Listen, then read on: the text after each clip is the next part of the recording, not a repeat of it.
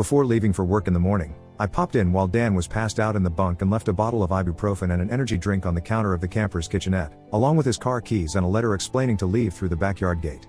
He saw himself out without trouble around 1:30 p.m.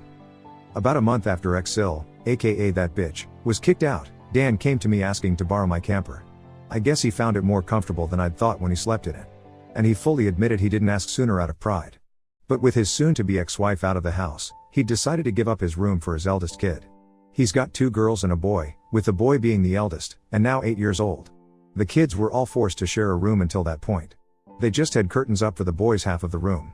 But the boy often slept on the couch to avoid his sisters. I know the poor kid was really desperate for his own room. So I guess Dan decided to finally make a better decision as a dad, and came to see me in order to beg to borrow my camper so his son could have his room. If he could have afforded it, he'd have bought his own camper, instead of relying on me. And even said as much. I hadn't even gotten the chance to use the camper for actual camping yet. But I caved and let him use it since it was actually for a good cause. And he promised to buy his own in time anyway. No, I didn't ask for rent money for the camper. Dan is in enough of a financial hole as it is right now. Xil and the divorce drained him. And I've learned that I get far better results with family lately by not being spiteful. I loaded my camper up and put it down in my parents' backyard. And my father put in a 30 amp breaker so it'll have enough power for Dan to run heat and AC when he needs it. I do miss the camper.